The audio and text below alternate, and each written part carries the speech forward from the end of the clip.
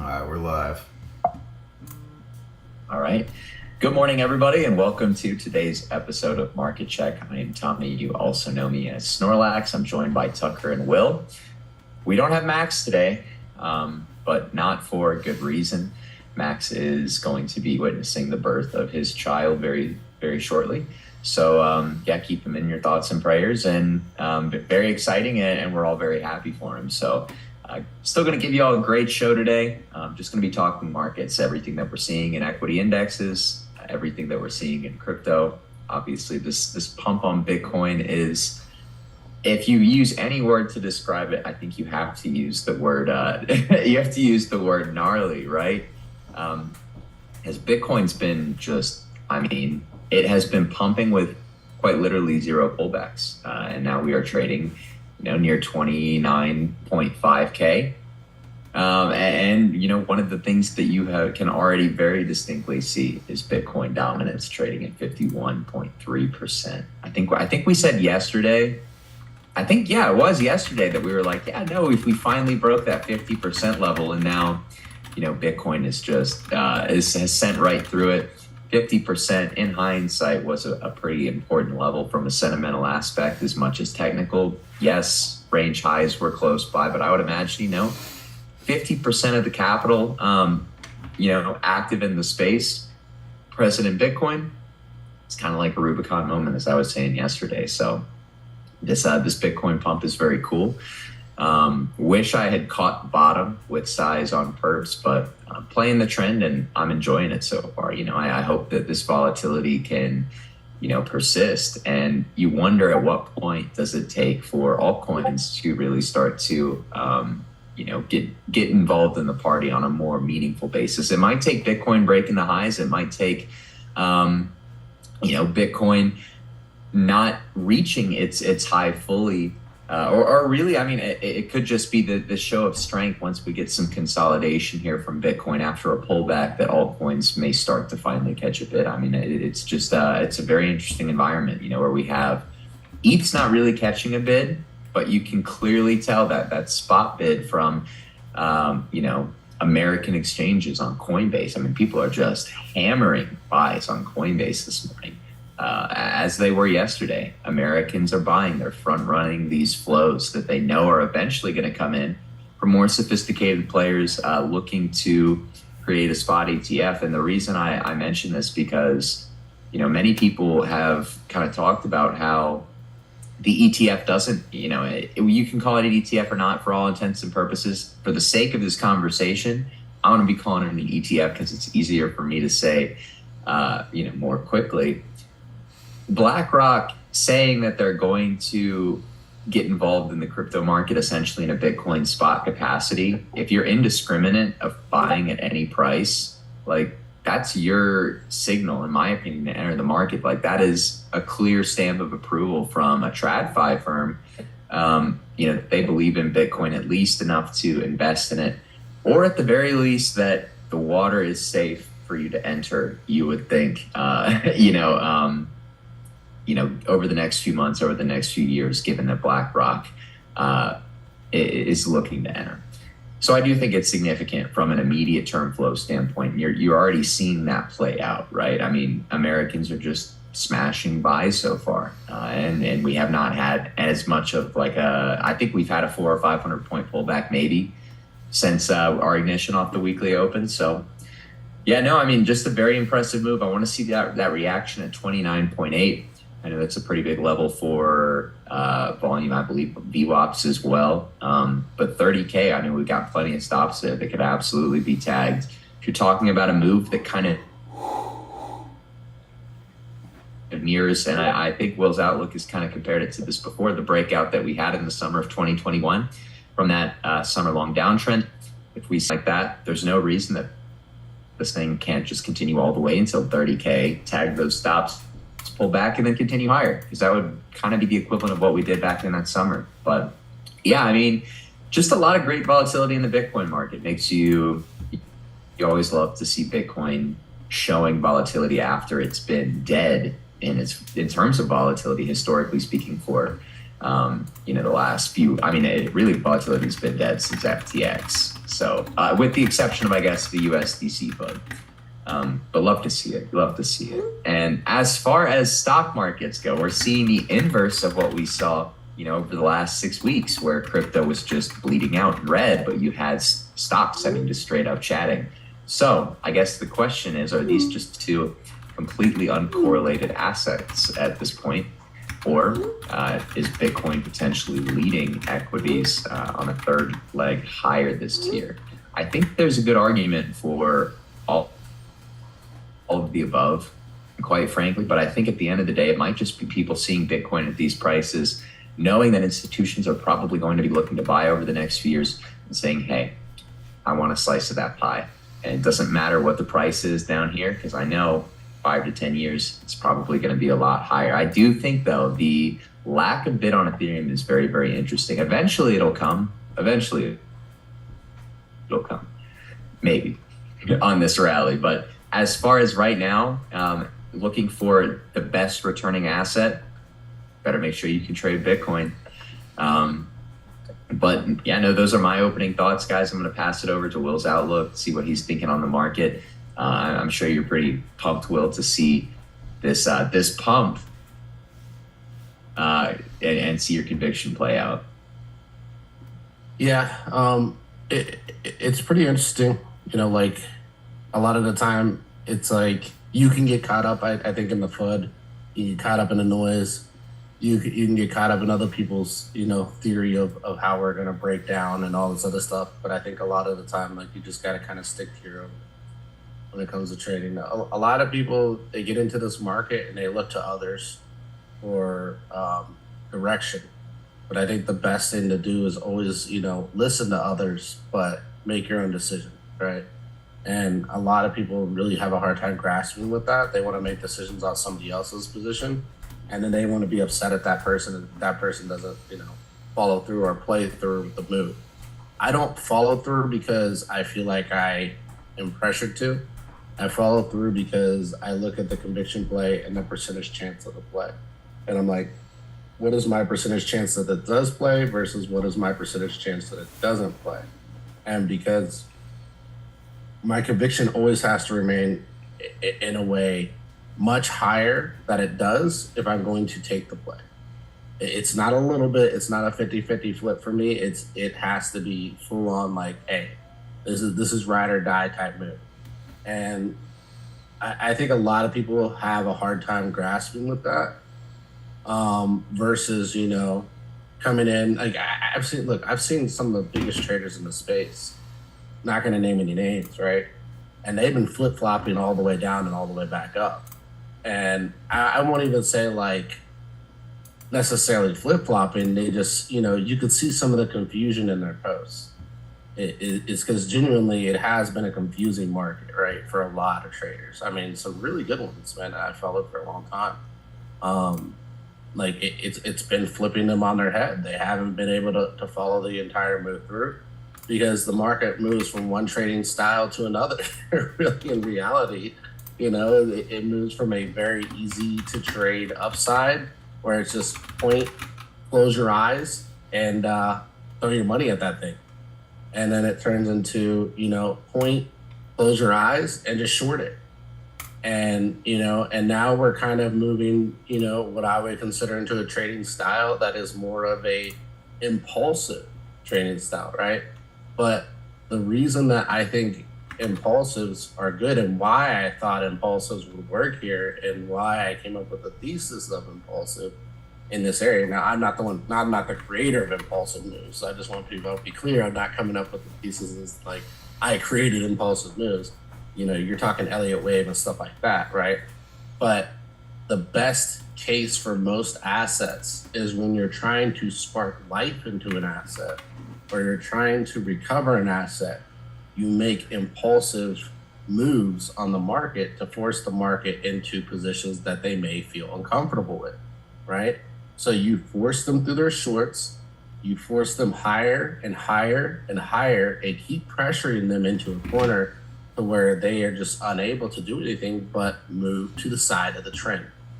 And I feel like a lot of people, as opposed to getting on the trend much earlier, are going to be getting on the trend where we are now, right?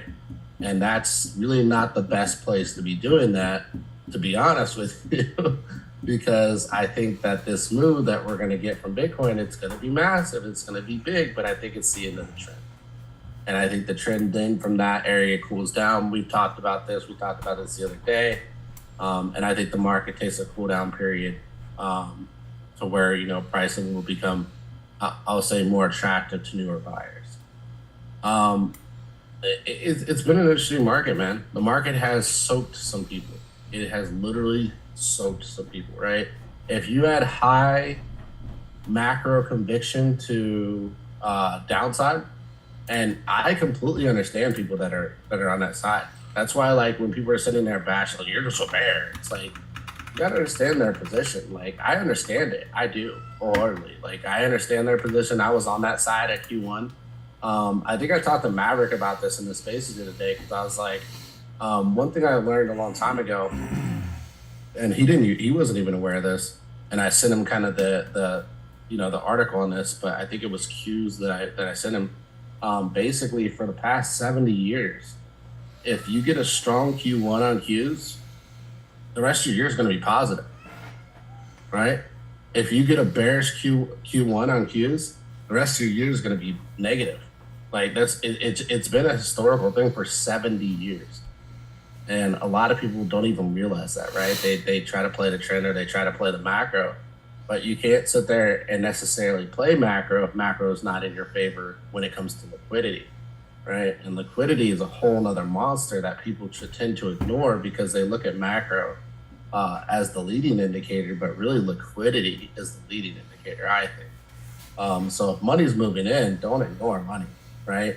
Even if you feel like it's fishy, right? There's still plays to be had. There were a lot of, bro, here, we're good to share screen, right? So yeah, go ahead. Okay, cool. I'll give you guys an example. Like, I understand why these people feel the way they do. Why? Because every pump was a scam pump through 2022. Every single one, right? Like, scam pump drop, scam pump drop, scam pump drop. So every bear saw this and it was like, dude, I'm shorting it, right? And they shorted it, and they're like, oh, it's going to go deeper, and it reversed against them, right? And I saw this move playing out, because if you took it on like a lower time frame play here, like, this was an inverse head and shoulders all day. And a lot of people, they didn't even realize it, didn't recognize it. But I saw the move when we rejected right here. And I was like, dude, they're going to inverse head and shoulders this thing. Like, they pulled down, rolled deeper, rolled down, and we're going to catch support from over here. And lo and behold, that's precisely what happened, right? Price caught, flipped back up, and then everybody over here is freaking out. They're all like, oh, it's over, guys. It's turning around. We're going to go much deeper. Where did they go? They brought price right in that premium range and ripped right back out of it. I mean, these are atypical moves for the market. Like, this is the definition of impulse, right? You got your impulse one, impulse two. This is forcing people completely out of short positions. It is annihilating shorts. Like, are people playing shorts on the in between, on the chop, on all this stuff? Yeah, sure they are. 100% they are. But people aren't understanding that these impulse moves are pushing the market into a uncomfortable comfortability, right? And that sounds really weird to put those two words together, but they were feeling really uncomfortable, but they're starting to feel comfortable, right? And even though they feel uncomfortable even here, they're going to continue to feel comfortable because the market is showing them upside.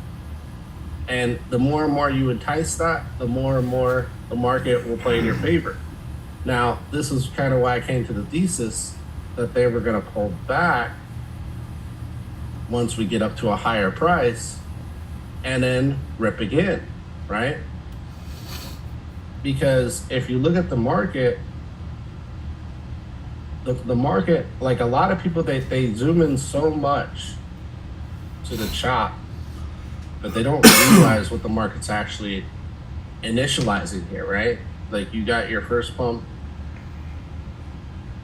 into your second pump into your third pump, and then everybody thinks it's over from there, right? And the market tries to make you feel that way, and then it pulls back and essentially forms the higher low. And look at the trend right here. Look at the trend right here, right? It's very obvious what's going to happen, and everybody's going to sell into this probably right around in here, right? Once you break structure of here, you're going to have a cascade of people trying to sell, looking for lower pricing. Will, much lower position. Yeah. Can you hear? Am I lagging? Am I good? You're good. Don't you think with the 1, 2, 3, 4, 5 that it'll drain pretty quick, right? Like it won't be like a slow ABC down, that it would just be kind of like stairs up, elevator down situation. Yeah. Yeah, I think it's going to move like this, break support, retest support, and then break to the downside again. So the 1, 2, 3, so while you move 5 ways this way, you only move 2 this way. That's much more violent, right? To the downside. Because you're only getting 2 waves. You get 1 wave, 1 relief, and then a second wave. And then from there, you do it again, right? And then on a bigger scale, all they're doing here is they're trying to entice participants, right? And once you entice those participants, the market moves on its own. And then from there, you get your 1, 2, bigger scale, right? 3, 4, 5. But when I tell everybody we're going to pull back here, they're going to be upset. They're going to be so upset, right? They're going to be like, dude, you're just a bear. You're an a-hole. You're a bear. But the reality is like, hey, this is just the move. It's part of the market. Yeah, I'm coming around. And the market takes. I'm coming around to the Elliott wave deal. I just have PTSD of that 5th wave going to like 500K. You know what I mean? I can't. That's not like, you see where I'm at, bro. Like I'm not one of these people that are like, hey guys, wave 3 is going to be all the way up here, and then wave 5 is going to be all the way up here. Like I'm not one of those guys. Like, I try to keep all my stuff within reason, right? And so I'm like, okay, we made this much here. If we were to do that same we don't even technically have to do anything insane here. We could do this all over again, right? We could do that all over again. Now, the reality is where should we really pick that up from? I would say we should pick it up from here, whatever our low was, and then we could like do a measured high, right? 171, 160, 130. Like I don't think it for a second we're getting above 200K. I don't think that. So this 1, 2, 3, 4, 5 is really just like a 3 drive pattern, right? It's just one. It's a 3. You're just counting the pullbacks, right? Correct. Yeah, that's the point. A lot of people think it's intentionally trying to tell you to pump. No, it's trying to tell you the pullback of the move. It's just like fibs, right? Fibs were actually designed to show you the pullback, not the pump. And a lot of people read fibs backwards, and they think that it's designed to tell you how far price will go. No, it's intentionally telling you if you violate certain supports that you're actually going to get wrecked, right? It's gonna your directionality has changed. If you go like for instance, if you get above the 0.5, right, and then you break back below the 0.5 in a significant way, you're basically going to probably change directions. Your directionality has changed now. And that's why Elliott wave and Fibonacci and all that stuff works well together. Now, I hate getting into Elliott wave because you get a lot of new people, they see this. They're like, oh my God, I could be an Elliott wave master. And I can make money all the time. And then you'll see people coming into the charts like this, right? And they zoom in really close and they start trying to Elliott wave the 1 hour. And it's like, that's the worst thing you can try and do with Elliott wave. Like, I think when it comes to like 1 hour, 4 hour, 8 hour, even sometimes daily, it's just better to play the levels, right? Play it level by level, let that play out, if you're trying to see what the market's intentions are, whether you're looking at a reversal move, that's where I zoom out. I'm like, all right, what have we done here? I'm like, all right, we pushed really hard here, came back, found support, pushed really hard here, came back, found support, pushed really hard again, right? That's a 3-drive pattern right there. I can't make it any more clear for a lot of people. I mean, if you look at this candle, like you not us, but like people can sit there and deny this all they want, but 1, 2, 3, exactly what I said. We can break all-time high. We could smash up to not all-time high in the market, but like where we are right now in the zone. We could smash up to basically our previous top and reject.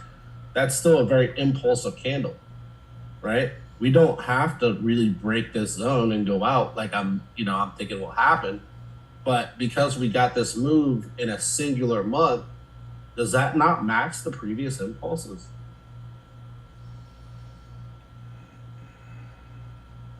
I mean, what are your thoughts on that, Snorlax, I guess, from your perspective? No, I think it's like from a 3-drive pattern standpoint, I definitely saw that 3rd drive really kind of take shape, at least, when we're talking about like where it initiates from. Definitely seemed like the low as far as, like how long ago did we put that low in? I guess last week. Last week's low, was definitely the launching off point. I don't know where we're going to stop necessarily, but I agree with you, Will. I think it's difficult for me to be bearish when we're above 28.4 at this point. I think we're going to continue higher, but we were talking about that yesterday, is that, if we do get that 3rd drive higher, the potential for a bleed down could take a very prolonged period of time, which will benefit all coins, but it also makes this bear market, and because eventually you're going to have to reconsolidate everything else before you end up really trending. It's going to take a little bit longer period of time, and the bear market's going to be maybe a little bit tougher. I know that's something that we were talking about yesterday. It's great that you brought that up, because I do want to point that out specifically, and I think a lot of people are not paying attention to time frame, right? Time frame is very important here. And I would say, like, where did we start? We started in January, right? So our first initial pump took us up and took us 63 days to complete, right? And then we pulled back and we moved into our second pump. Our second pump over here basically took us another, we'll say, 98 days to complete, right? And what I'm thinking is this third pump, especially if we get above this high, right? Especially if we get above this high. This third pump takes us, maybe into like tax loss harvesting, September. We get a big dump in September, and we pull back, like, say we get up to here, we pull back into September to here, and September causes the correction in the tax loss harvesting, right? And then from there, you drop hard. Then you pull back as a relief rally into the end of the year, and then you finish dropping going into next year. Now, the thing is that this bleed out, when I discussed it with you guys, even though I think it'll be fast, it could also be very slow. What does that mean? Well, that means that, we could bleed through 2020, right? Because if you look at this move right here that we've had, this has taken an entire year to create this structure, basically, right? 9 months, whatever, 6 months. Well, 6 months right now. So 9 months, because it started at the end of October last year? Yeah, about 9 months. It's taken us about 9 months to complete this structure. And we will sit here for an additional, what I think will be probably 3 months of consolidation, and then drop tax loss harvesting, maybe a little bit of bounce, drop, bounce, drop, bounce, and we can bleed all the way back down and take as long as the market wants to bleed down. Now, if it took us an entire year to create the upper structure, it will more than likely take us an entire year, maybe 9 months, maybe less, right? Somewhere's in there, create the lower structure. back down, and then 2024, 2025, halving move, boom, back out. And we move into the halving, move into the actual bullish market, right? A lot of people keep calling this the bull market. It's just the initiation to create participants, in my opinion. So once we create the participants and the people that are wanting to be in, those participants get rewarded later on in the upside of the bull run, while the people that left come back to buy the people that stayed, participants, bags at the high. It's a typical washing of this market. It's really weird structure the way the market is, and it seems very predatory. Ebbs and flows, man. Ebbs and flows. It's a market that I forgot who said it, but I felt like they summed it up the best. It's a market that loves to swing from wildly undervalued to wildly overvalued in spurts. And that's, I feel like, the perfect description of crypto. And Bitcoin, if you really zoom out, you can clearly see, like, you can visualize it. You know, we are probably in undervalued territory right now, going to cross over into overvalued territory. You know, you can make an argument if we're overvalued or not. Some people would say that we're not, you know, if they're using a 10 or 15 year time horizon. But if you're using the present, you know, might be crossing over short-term overvaluation through this last leg. I guess we'll see. But ultimately, you know, the lows that we form and the support that we form will be used to, you know, launch the next bull market, which I will say it'd be a pretty big deal, I think, for the overall market capitalization of the space to hold some of the supports that we're seeing on things like Total 3. You know, if you're talking about speculative assets, yes, there's going to be drain into Bitcoin and Ethereum, but you would like to think that, you know, the assets within Total 3 and those altcoins don't just, because I mean, if you're playing ranges, there is a technical argument to be made that these altcoins can bleed significantly further on the USD pair. I would like to believe that's not necessarily the case, because it does probably entail that you trim a good bit of market cap off the space. But yeah, no, I guess we'll see. So far, alts are doing pretty well. Pepe is doing very well. And speaking of Pepe, Tucker, I know you've been crushing that play all week. Would love to get some thoughts from you on that, as well as kind of what you're seeing in markets. Yeah, can you guys, I just want to mic check. Am I all good? Yeah. All right, nice. Yeah, Max and myself have been absolutely smashing Pepe this week. You just gotta believe, man. You just gotta believe. No, but I mean, it looked good technically, and the thesis was obviously like, if Bitcoin's gonna do what it's doing right now, you know, Pepe should outperform, and it is. It's up 12% on the day, while Bitcoin's up 5%. Bitcoin's about to go touch 30 right now, actually. Wow. But yeah, that was kind of the thesis, and it's playing out pretty nicely. Get about 31. Yeah. Yeah. Another one I've been liking is OX is breaking out right now. Will, pull that up for me real quick, since I can't screen share. You got to do it for me. OX is breaking out right now, which is just beautiful. So yeah, I mean, it's kind of interesting. The thesis that Bitcoin dominance would continue to trade higher has been true, but at the same time, we've seen select more speculative altcoins outperform, which is kind of nice, because that's where I've been mostly allocated. But yeah, I mean, beyond that, I'm still. What are we looking at here, Will? Oh, there we go. Give me some lower time frames. You're gonna have to go lower. You're gonna have to go lower than that, yeah. Do the wrapped ETH pair for me. Hold on, is this the wrong one? Yeah, do wrapped ETH. All right. You know, if you have to buy it in wrapped ETH, that you're early. Very bullish chart, Tucker. Hold on, are we talking about this one? No, go down like 3. This one? One more down. One more. More? I like that one. Right here? Yeah. Okay. Let's check it out. Oh yeah, Zoom out a little bit. Zoom out. Get all those It highs. might be too low a time frames there. Give me like the 1 hour. I mean, it looks pretty good from that. Oh 4 hour. yeah, it only resolves one direction, brothers, and that's straight up. No, but I've been loving that one so far. We're seeing the Bitcoin miners continue to break out. HUD 8's up, Mara's up.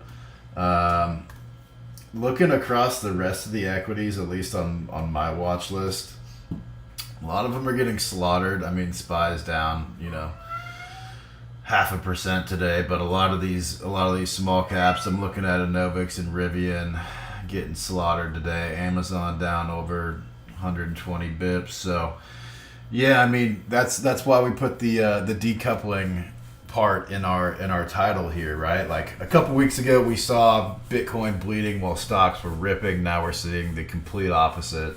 We're seeing stocks get bled out while Bitcoin just chads to almost 30K. Wow, we're 29.9 right now. Big level of liquidity coming up here. We're about to break this. Is that a wick, Will? Is that the...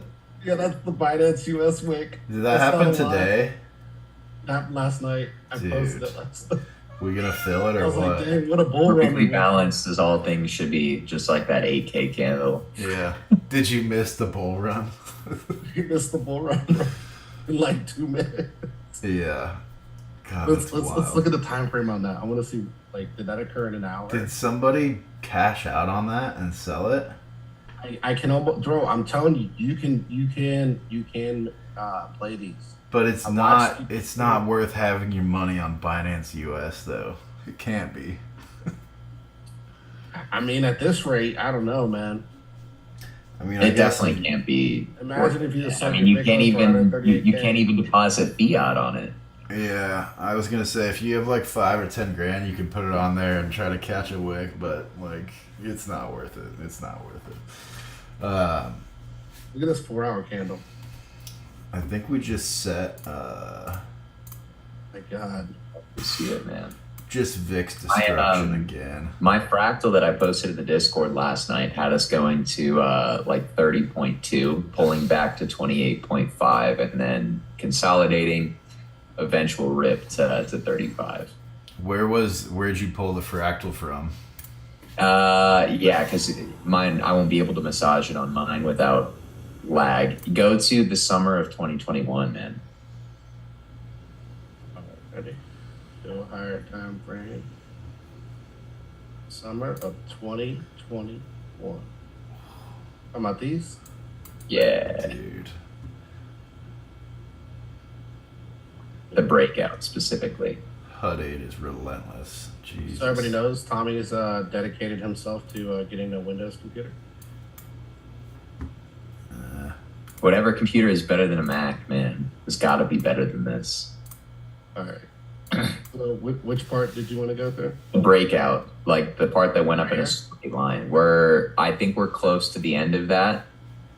We're gonna be in that first consolidation.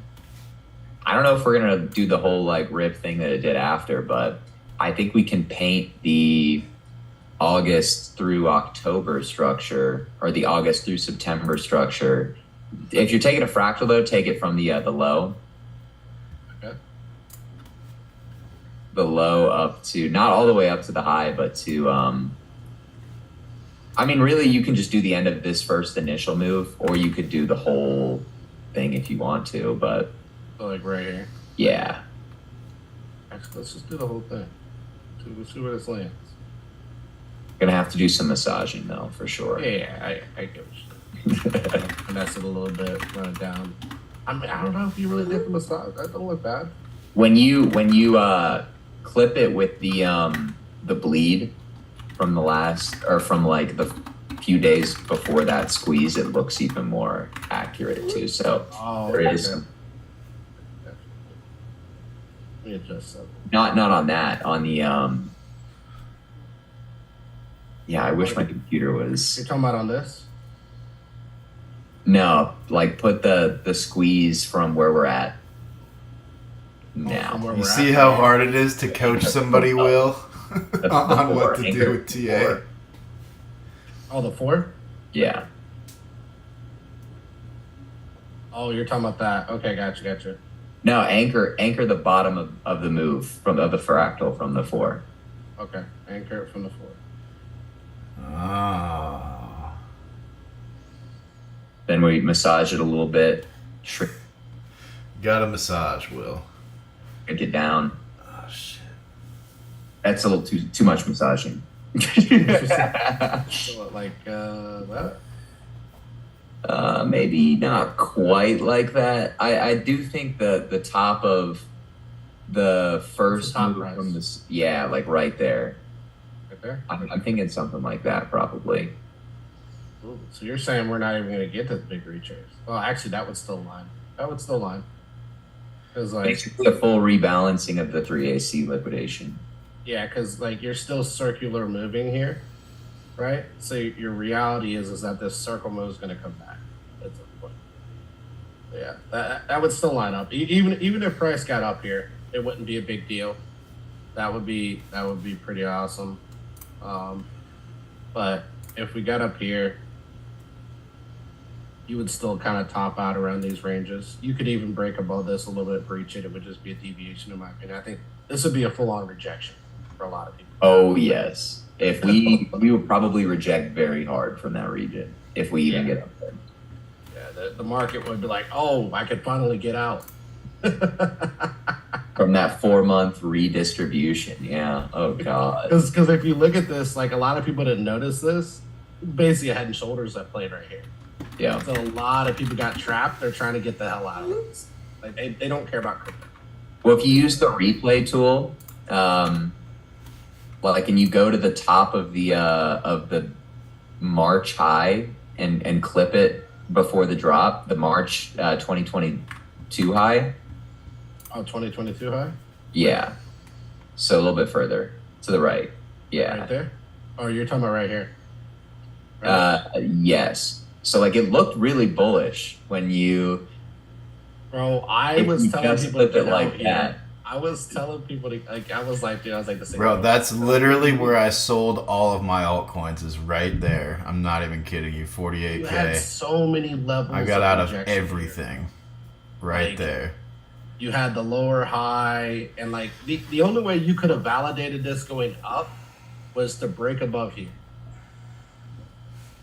And that I didn't see that happening. I at this point, like I was telling people, I was like, your risk to reward here is that you get out with more or you get destroyed. And I was like, and people were like, no. On a new entry, I'm like, let it get above here. Just let it get above here. And that way you're losing a little bit of your position, but you're taking way less risk on. And then the market just annihilated people that said no. Like it just obliterated price from there. Man, oh man. I remember that huge first 4 hours, but from 39 to 35, something like that. It happened within like a 5-minute candle that we traded. Yeah. Like 3K in price. Yeah. And I remember it caught everybody off guard. I was in a short the night before and they bartered it, and I got squeezed out of my short, but I ended up re-entering after the breakdown because I remember people thought like, oh yeah, wow, we just nuked 10% through support. Discount. Like I'm gonna bid. No, you just broke down from value, bro. Yep. You're bidding? And we were at 30K within like 3 days. So Bro, like people were telling me 30K is the floor. That they consistently look, we hold 30 over here, we're gonna hold 30 over here. 30, it's not gonna go below 30.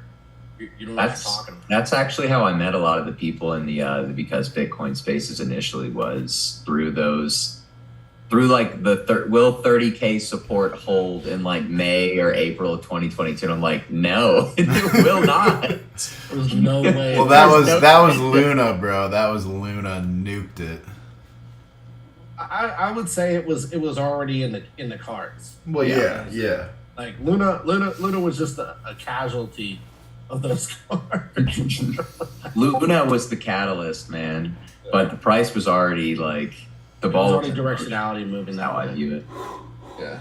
The ball was already Probably rolling. made it worse though for all of the altcoins in the space because all the funds had to raise capital to cover other liquidity concerns because of Luna, and so alts just got massacred.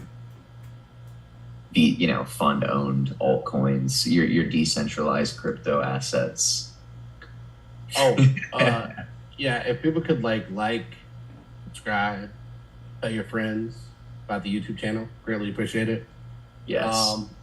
We definitely need that. We need help with that. If we can get you guys to do that at minimum, that would be amazing. The content we offer is free, obviously. That's why we're here. But if you guys could help push us out there, get us kind of, look, if you think we're deserving of recognition, of course, right? If you don't think we're deserving of recognition, I don't even know why you're here. But if you give us a thumbs up and maybe comment too, guys. Try and comment to help you out. We tapped 30 on the nose, guys. I'm telling you, man. Tell me this move is not impulsive. Just tell me it's not impulsive. It's impulsive. We are getting to levels that are very relevant highs, so we'll probably get a mechanical reaction on a sweep, but I don't think it's going to put the high of the move in.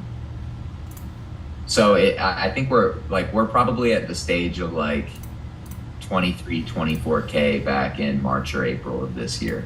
I think we're in that consolidate, or we're about to be in that consolidation right now.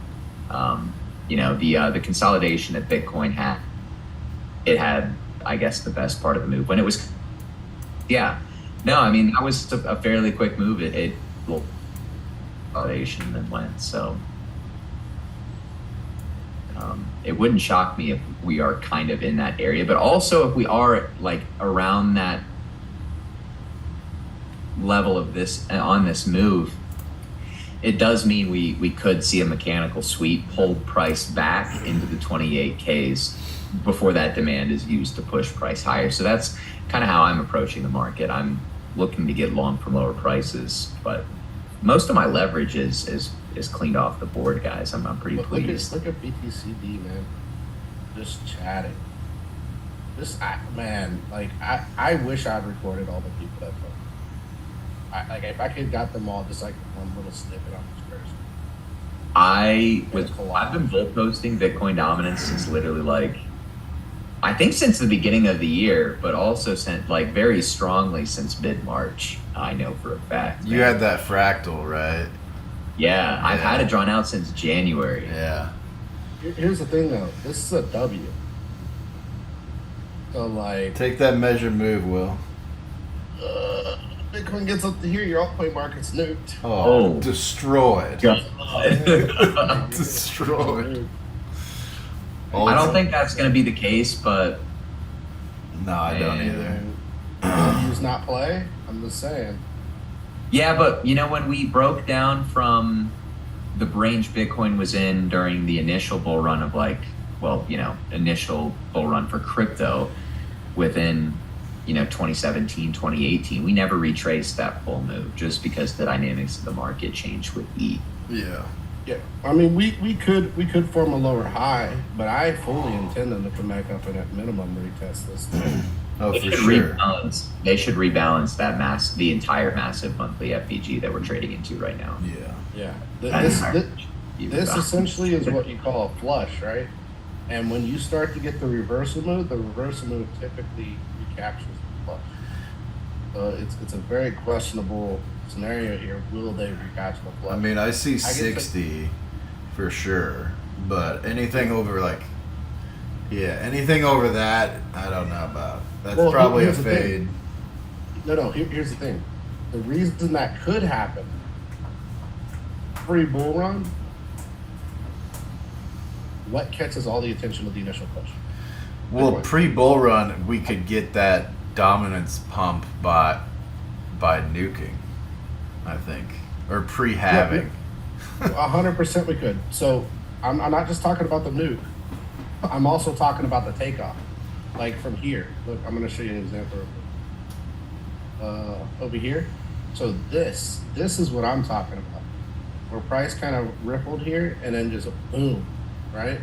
So from here, this is October 20, right? October 20, all the way up here, I think until January is where, dominance just exploded for Bitcoin. October 20 to January. And we look over here, October, I don't know, where's October? Yep, right here. So October, look at that dominance. See that?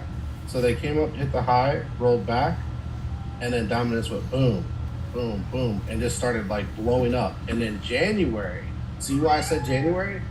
This is where you knew to switch to alts. Look at how hard dominance nuked in January, right? So dominance nuked in January, and everybody's talking about all-time highs for Bitcoin. The second you see the nuke, like Bitcoin is at its top end range. They baited it though, man. They baited a full rebalance on that Bitcoin pump though, didn't they? Look at that monthly candle in the reversal. That's evil. Like, look at this bleed down, right? And then boom, it just exploded into the bull run. And that's what I'd expect here. I'd expect that if they're going to form a lower high, they're going to get stopped at 60, roll back slow, right, and then explode back up to 60. And then wherever that top end range is, wherever we get that first dump, Bitcoin can go higher, but you are at top end range, right?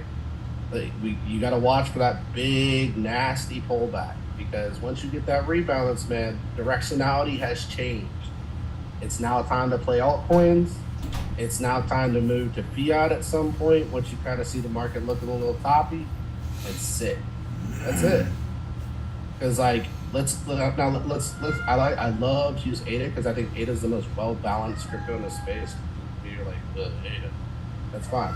Look, ADA has decent price action. So like if you look at ADA in those same ranges, right? One of my favorites. I don't like to necessarily use Ethereum because Ethereum looked really bad. It did not want to move. But ADA was one of the more interesting ones because it had like the best price interest in that. Oh, sorry. Price interest here.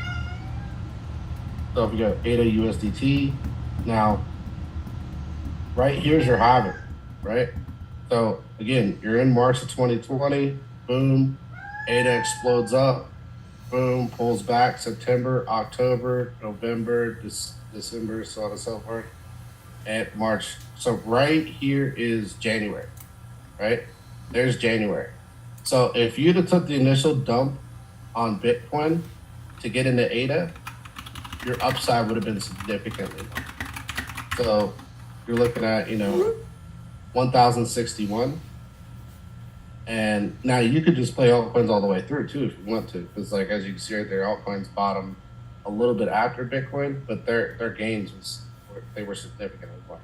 So that was your January, right? So that same January move for 1,000 for ADA was roughly about 120 for Bitcoin. So 1/10 of what ADA did is what Bitcoin did. So you could have basically rotated pickups or fast catch-ups on the market. It's all about that timing though, right? Well, I mean, we look at ETH, we look at ADA, assets that from their peak of the cycle will go down more than Bitcoin. But ultimately, if you time it right and rotate your Bitcoin into them, or at least a portion of them, you can absolutely outperform Bitcoin, especially, when Bitcoin's had a massive influx of outside capital anyway, and it's looking for a place to rotate for better beta, afterwards, which we saw very, very clearly in the spring of 2021 when we got that huge dump on Bitcoin dominance. But yeah, guys, I hope you liked the show. We're going to wrap things up here. We appreciate you all so much for tuning in. We will, of course, be back tomorrow, as well as be back for an episode of Market Talk later today. Really quickly, I just wanted to give a shout out to, in addition to all of the free content we provide you guys, we also provide some premium services as well. We have those linked in the description of this YouTube video, as well as the link tree in our Twitter bio. We've got a newsletter, Discord, a bunch of other really great content for y'all.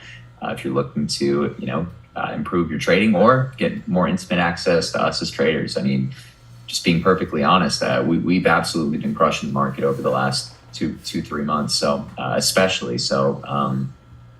Yeah, no, I mean, there's just a lot to be excited about in these markets right now. Looking forward to the rest of the year. Looking forward to speaking with you guys later today as well on Market Talk. And if you're a Giga Chad, obviously for our closing bell stream. But I hope you guys have a great rest of your day. And yeah, we'll see you tomorrow.